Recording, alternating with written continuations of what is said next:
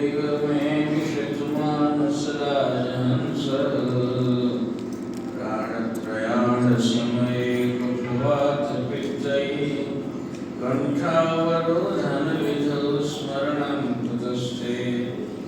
नमो नमस्ते गुरवे महात्मने विमुक्तसंगाय सदुत्तमाय नित्याद्वयानन्दरसस्वरूपिणे भूम्ने सदा धारदयाम्बुधम्। नीचोऽपि पापबलितोऽपि विनिन्दितोऽपि ब्रूयात्तवाहमिति अस्तु किलैकवानम्। तं यक्षसि स निजलोकमिति वदन्ते तस्मात् त्वमेव शरणं मम दीनबन्धो। तस्मात् त्वमेव शरणं मम शङ्खपाणे।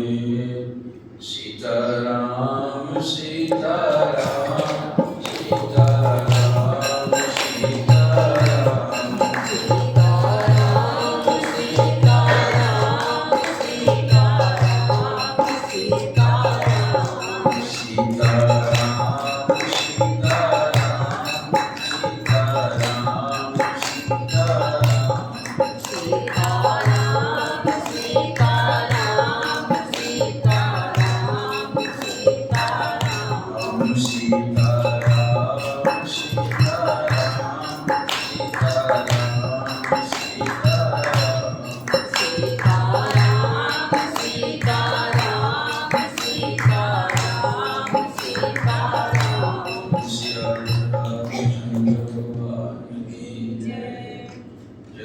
शंकराचार्य महाराज की जय।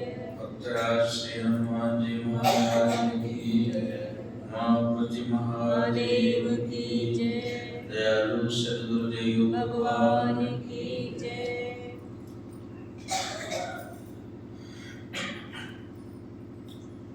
परम प्रेमी गुरुमुख धर्मानुरागी सज्जनवृंद तथा देवियों, स्वामी राम कहीं कहते हैं, पहाड़ में चलते चलते जब ठोकर लगती थी तो रुक के सोचने लगता था मैं कि पत्थर ने मुझे चोट दी, इसका कारण मूर्ता था अपने आप में कहीं न कहीं वेदांतिक मान्यता जो है उसका उल्लंघन हुआ है मुझसे, जिसलिए चोट दी। यदि उल्लंघन नहीं हो तो जो जड़ जंगम सृष्टि की चीज सावर भी और जंगम भी हर किसी में उस परमात्मा का जहूर यदि है और वह मालिक कृपा निधान मुझे चोट क्यों दे रहा है? मैंने कोई गलती की है? बच्चे पढ़ते पढ़ते कोई गलती करते हैं तो शिक्षक चोट लेते ही हैं। दुनिया में जहाँ कहीं भी निराशा, उपेक्षा, कोई दुख, कोई क्लेश, कोई कष्ट यदि होता है तो कहीं न कहीं अब चाहे अवान्तर के जन्मों में भी वेदांतिक मान्यता का उल्लंघन मैंने किया होगा, उसके चलते ही हुआ है। नहीं तो जिस परमात्मा के कृपा के लिए चिल्ला चिल्ला के वेद शास्त्र कहते हैं कि वह कृपालु है, ठीक है, उसका एक पक्ष न्यायकारी भी है और एक पक्ष दयालु भी है, कृपालु भी है। वह जब हमारे कर्म के अच्छे बुरे कर्मों का न्याय करने के लिए बैठता है तो वह जज की कुर्सी पर होता है और न्यायकारी भी है, और वह पिता है, मेरा जन्मदाता है, इसके चलते वह कृपालु भी है, दयालु भी है। गोस्वामी कहते हैं कि कुलिसहु चाहि कठोर कपि और कोमल कुसुम ही चाहे, चित्त खगेश राम का समझ परे नहीं का। ये राम का चित्त समझ में नहीं आता है। वह पुलिस जो कहते हैं, वज्रपात जो आकाशीय बिजली गिरती है, वो कितना कठोर है। बड़े बड़े नक्काशीदार कितने सुंदर भी महल हो, लेकिन गिर जाएगा तो उसको ध्वस्त कर देगा। तो राम का स्वभाव कहते हैं कि वो पुलिस जैसा कठोर भी है और फूल जैसा कोमल भी है। एक ही साथ में कठोरता भी है और वह कोमल भी है। फूल जितना कोमल होता है उतना कोमल है। तो उस परमात्मा की सृष्टि में और उनके हम हैं, और कृपालु मेरा है, सबसे ज्यादा मेरा है तो कहीं परमात्मा है। और वह कोई कष्ट कोई उपेक्षा में मुझे डाला है, डालता है, तो कहीं न कहीं वेदांतिक मान्यता का उल्लंघन जरूर किया गया है। इसलिए उसको खोज निकालना चाहिए। और आगे जो वेदांत की मान्यता का क्या है, अहम ब्रह्मास्मि, जिसको वेद कहते हैं कि मैं वही ब्रह्म सत्ता का अंश हूँ। भगवान पूछते हैं हनुमान से कि हनुमान तुम मुझे क्या समझते हो? तो हनुमान जी कहते हैं कि महाराज, देह बुद्धिया तो दासो हम और जीव बुद्धिया तो दंशकर। देह बुद्धि से मैं आपका दास हूँ और आप मेरे स्वामी हैं, और जीव बुद्धि से आप अंश हैं और मैं अंशी हूँ। जैसे मिश्री की बड़ी डली और छोटी डली, मिठास दोनों में एक समान होता है। तो आप अंश हैं और आप ही के अंश से निकला हुआ मैं अंशी हूँ, इसलिए जीव बन गया हूँ। उसी तरह से जैसे आकाश में बादल बहुत ही प्योरीफाइड होता है, वो जो पानी है भाप से निकल के ऊपर बादल बनता है, वो बड़ा शुद्ध है, उसमें कोई विकारी भाव नहीं है। लेकिन जैसे वो जमीन पर आके मिट्टी के साथ हो जाता है तो ढाबर बन जाता है, कीचड़ बन जाता है, गंदा बन जाता है। उसी तरह से परमात्मा के साथ मैं था तब तो उन्हीं के जैसा शुद्ध था मैं, लेकिन संकल्प किया मैंने कि मैं एक हूँ और बहुत बन जाऊं, तो जीव बन के वो जन्म धारण करता है। और यहाँ आने के बाद कहते हैं बूंद पड़त भा ढापर पानी, तिमी जीव ही माया लपटानी। ये बूंद जैसे नीचे कीचड़ में पड़ के ढाबर हो जाता है, वैसे ही जीव जो है वह अपने इष्ट से अलग होने के बाद में वह जीवत्व भाव आ गया, देह भावना आ गई उसकी, वो सांसारिक बन गया, मायावी बन गया, इसलिए गंदा बन गया, हर्ष सुख से प्रभावित होते रहता है। इवन अवतार भी जो अपने शुद्ध आत्म सत्ता से नीचे पर संसार का काम करने के लिए जब वो अवतार धारण करता है, देह में आता है, तो उसको भी रोना पड़ जाता है। राम और कृष्ण को भी, उनको भी लड़ाइयों में बैर विरोध ये इधर उधर करना पड़ता है। तो देह का धर्म ही ऐसा है। हालांकि वो जानबूझ के पढ़ते हैं, उनके काम जो भगवान के हैं वो लीला कहा जाता है, और हमारा काम होता है। उनके उस कर्म का बंधन नहीं पड़ता, वे मारते हैं तब भी उन्हें पाप नहीं लगता, कारण कि उनका जो अहम भाव है वो एकदम शुद्ध है, विलय हो चुका है। तो भगवान ने आके तो मारा भी, रक्तपात किया, कितनों को मारा मरवाया, भगवान कृष्ण ने, भगवान राम ने, तमाम अवतारों ने, तो उनको उसका पाप दोष पाप नहीं लगता है, इसलिए कि वो शुद्ध सत्ता आई है काम करने के लिए परमात्मा का। लेकिन हम तो संकल्प से आके और इसमें बंध जाते हैं, बंध के आसक्ति युक्त कर्म करते हैं, जो कर्म हमको बंधन का कारण बनता है, और शुभाशुभ कर्मों से हम गंदे हो जाते हैं, मायावी कहलाते हैं, हम माया में आ जाते हैं। और इससे उभरने के लिए जो प्रक्रियाएं हैं जो बताई गई हैं कि कर्म से, निष्काम कर्म से, योग से, भक्ति से और तत्व ज्ञान से, 4 पद्धतियों से इसको उभरने का उपाय बताया गया। बहुत काल के पहले के महापुरुष सतयुग वगैरह में जिन्होंने अपनी चेतना को ब्रह्ममय बना के उससे उबर गए, तो उनके ज्ञान इतना प्रखर ज्ञान था कि गुरु से वो तत्व ज्ञान का उपदेश मिला और उसमें धारणा हो गई। उसको पकाते पकाते तो उस ज्ञान से भी उबर जाते हैं। भक्ति के आचार्य आए बाद में, चैतन्य देव वगैरह जैसे, इन्होंने भक्ति का प्रचार किया। तो भक्त जो है वह अपने प्रभु के, अपने इष्ट के उस महाभाव में आके उसको अपने आपा को विलय कर देता है। तो इस तरह से उसका बंधन कट जाता है। भक्ति के आचार्यों ने किया। योग इत्यादि के अष्टांग योग जो होते हैं वह यम, नियम, आसन, प्राणायाम, प्रत्याहार, धारणा और ध्यान में जाके समाधि को प्राप्त हो जाते हैं। तो वैसे योगियों का जमाना भी आया, जो बड़े भारी ये योगाचार्य भी हुए, जैसे वो लाहिड़ी महाशय वगैरह जैसे योगी हुए। और फिर निष्काम कर्म होता है एक सेवा का। वह कर्म जो मुझे बंधन करता है, वो कर्म को कामनाहीन करके अपने इष्ट की प्रेरणा से या किसी उन्नत लक्ष्य में उसका समाहित करके उस कर्म बंधन से छुट्टी पाता है आदमी।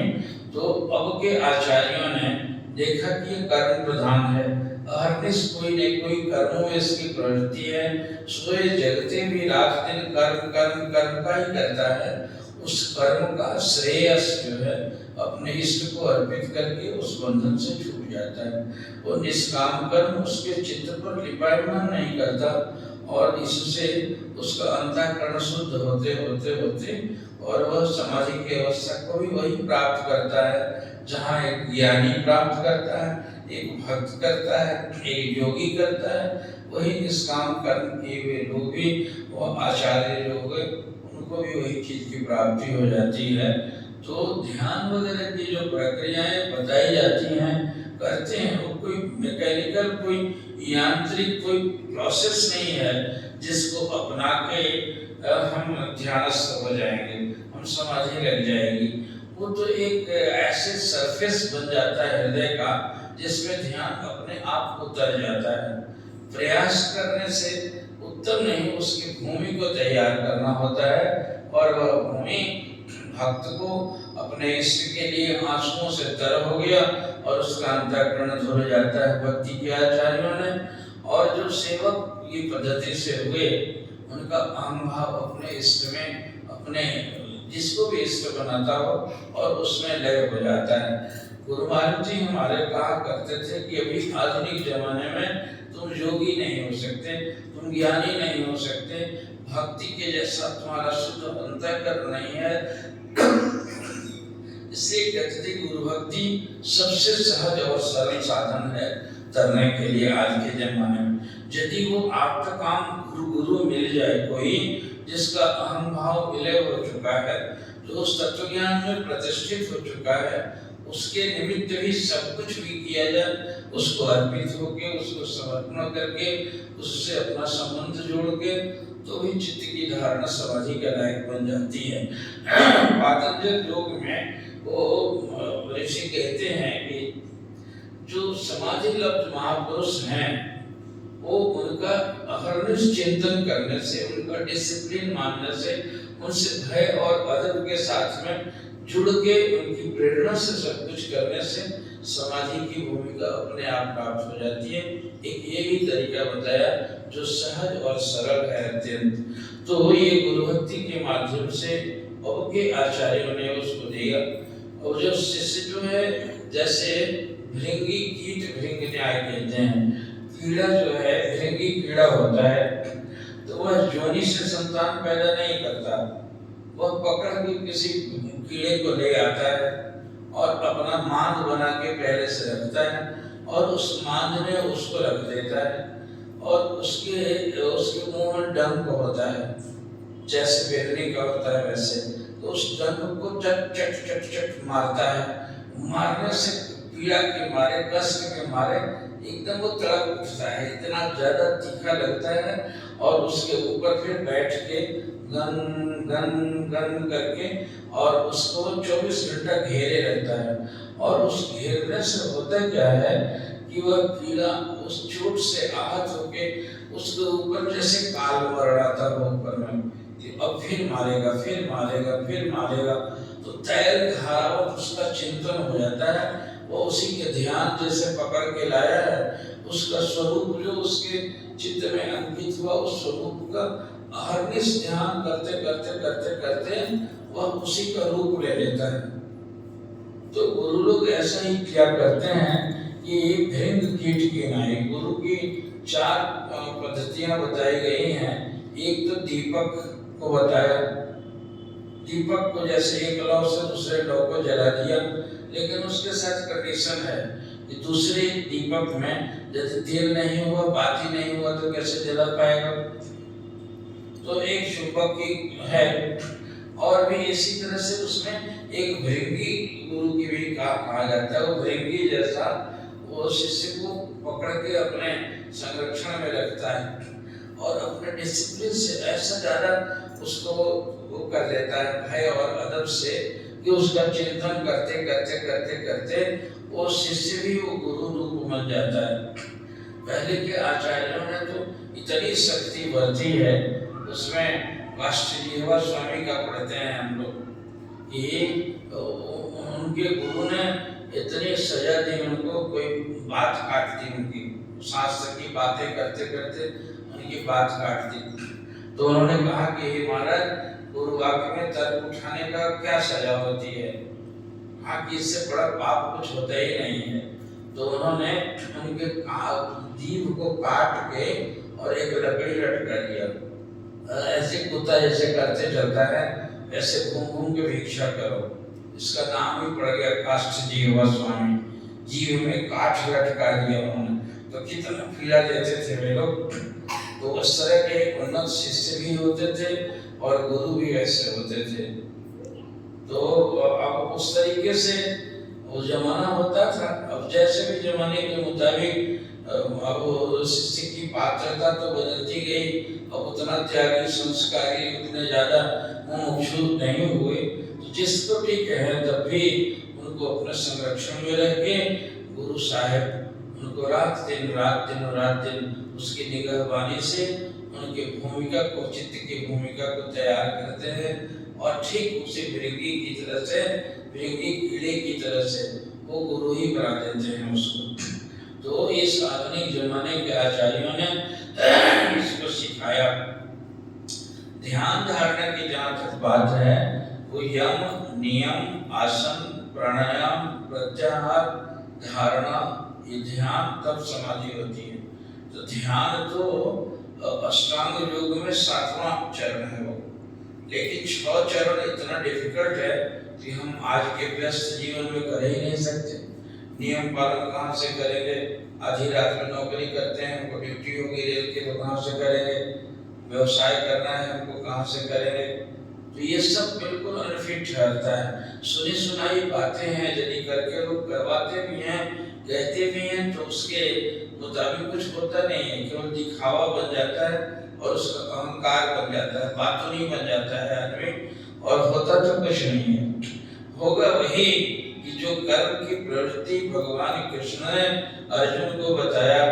अर्जुन अपने स्वजनों के आसक्तिवश कहता है कि महाराज, मैं इनको मार के राजी करके क्या करूंगा, इसलिए हाथ कांपने लगते हैं। पक्षी उपरिदह्यति, त्वचा में जलन होने लगा और गांडीव रख दिया। कहा कि हे महाराज, इस रक्तपात से तो अच्छा है कि मैं जंगल जाके मैं तप करूंगा, अब नहीं ये करूंगा। भगवान जानते थे बेटा तो तपस्वी नहीं हो सकता है, इसलिए उन्होंने कहा कि देख लो अर्जुन, अब ये युद्ध जब मुहाने पर आया है तब तुमको तप करना सूझ रहा है। ये तप जो है आरजी वैराग्य है, परिस्थिति की बस जो वैराग्य होता है, इसमें कोई धारणा नहीं है बेटा। तुम भागोगे ना तो तुम्हारे दुश्मन हंसी उड़ाएंगे। कहा कि देखो एक कुत्ते जैसा तुम सटका के भागा, ये बड़का वीर बनता था, और उस समय तुमको आ जाएगा क्रोध, अपमान नहीं बर्दाश्त करोगे और उस क्रोध में लौट के आके फिर उठाओगे धनुष और आवेश में आके करोगे, अपने अहंकार वश होके करोगे तो तुमको मारने और मराने का पाप लग जाएगा। इसलिए जब किसी न किसी तरह से युद्ध करोगे ही तो मेरे कहते हैं निमित्त मात्र भव सभ्यसाची, तो निमित्त बन जा। इन तामसिक गुणों को मारने के लिए तुम्हें अवतार ही लिया हूँ और तुम नहीं करोगे तो मैं तुम्हें कारक सकता हूँ कि एक मक्खी में भी ताकत दे दूंगा, इनको खत्म कर दूंगा। मैं इनके सर्वनाश के लिए ही ये मौत पर आए हुए हैं, एकदम पाप इनका भर गया है, इसलिए मैं तुमसे करवा दूंगा, तुमको जस दे दूंगा। इसलिए करना तो मुझे है, तुमको नहीं करना है, तो मेरा निमित्त बन जा। जब कहते क्लेप्य मास मगमा पार्थ नैतत्वीय पद्धति है, क्लेप्य कहते हैं क्लीवता नपुंसकता को प्राप्त मत हो अर्जुन, तुम वीर हो, तुम क्षत्रिय हो, तुम योद्धा हो, तुम्हारा वही काम वही कर सकते हो। तो ये आधुनिक गुरुओं के लिए गीता जो है अब के जमाने के लिए भगवान सद्गुरु श्री कृष्ण ने अर्जुन शिष्य को उपदेश किया है। तरह तरह से उन्होंने योग भी सिखाया, 6ठे अध्याय में उन्होंने और भी कई चीजें समझाया है, लेकिन कहता है कि ये भी नहीं होगा, ये भी नहीं होगा, ये भी नहीं होगा, बुद्धि में स्थिर नहीं होता। तब उनको कहता है कि ये महाराज मैं आपका शिष्य हूँ, पहले तो मित्र भाव से आपसे जैसे वार्ता होती थी, लेकिन मैं शिष्य हूँ और मुझे क्या उचित है सो कहिए आप। तब उन्होंने कहा है समर्पण योग सिखाया, यत् करोसि यदस्नासि यज्जुहोसि तदा ददासि यत्, जो भी करो जो करो सो मेरे खातिर और जो धरो मेरे लिए, यह मेरे जिम्मा है अर्जुन, तेरा बेड़ा पार है।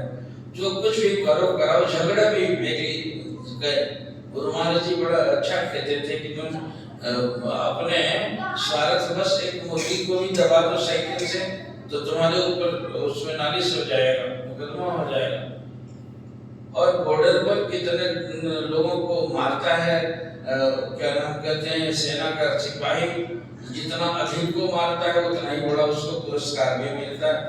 वही मारना यदि पाप है तो एक जगह उसको पुरस्कार दिया जाता है, दूसरी जगह उसके ऊपर मर्डर का केस चल जाएगा। तो वह देश के हित के लिए करता है, अपने कमांडर के आदेश से करता है और यहाँ अपने स्वार्थ वश करता है। तो इसी तरह से दुनिया का काम तो तुम करोगे, तुम्हारी प्रवृत्ति जैसी भी है, रजोगुणी है, तमोगुणी, सत्वगुणी है, जो कुछ भी करते कराते हो करो वही, लेकिन एक इष्ट कायम कर लो, एक गुरु के हवाले हो जाओ और उस आइडियल के यंत्र बन के और उसको संपन्न करो, तो तुम्हें पाप होने नहीं लगेगा। वो कर्म तुम्हें नहीं पायमान नहीं करेंगे, वो कर्म भी होगा करोगे, बिना किए तो मानोगे नहीं, जैसे अर्जुन के लिए कहा उन्होंने और उसको करवाया। अंत में जब समर्पण योग सिखाते हैं तो सबसे लास्ट में अर्जुन कहता है स्थितोस्मि गतसन्देह परिस्य वचनम तव, कहते हैं कि महाराज नष्टो मोह, कहते हैं कि मेरा मोह नष्ट हो गया। मैं जो समझ रहा था कि मेरे दादा हैं, कहें दादा को मत देखो, दादा नहीं है, वो तमोगुणी लोगों के साथ जाके उनके सत्कर्म खत्म हो चुके हैं। वो तो ऐसे ही उसके साथ होने के चलते, उसका अन्न खाने के चलते इनको मारो, ये भार बन गए हैं, ये गुरु भी उन्हीं के पक्ष में है। तो उनको कहता है कि अब इनके प्रति मोह मत छोड़ दो। ये कौन होता है? न जायते नेते वा कदाचित् नायम भविता वान भूये, न ये थे न होंगे। तो इसलिए ऐसा सिखाया उन्होंने। तो जब अंत में सब कुछ उसकी मति स्थिर हो गई तो कहता है कि मेरा मोह खत्म हो गया, नष्टो मोह स्मृति लब्ध्वा, मैं मुझे अपने स्वरूप का भान जो खत्म हो गया था महाराज, आपके उपदेश से मेरी स्मृति वापस हो गई है। और अब कहिए मैं क्या करूं? अब मत करिष्ये वचनम तव, मैं आपके वचन का पालन करूंगा। और उनके वचन का पालन करके अर्जुन भक्तराज कहलाया। इतना पूरे तमाम कौरवी सेना को, तमाम बड़े लोगों को मारने के बाद भी उसको कोई पापी नहीं कहा, भक्तराज कहलाया, इसलिए कि अपने सदगुरु श्री कृष्ण की प्रेरणा से किया, उनको अर्पण होके किया। और ये पद्धति ही आज के जमाने के लिए ये फिट ठहरती है।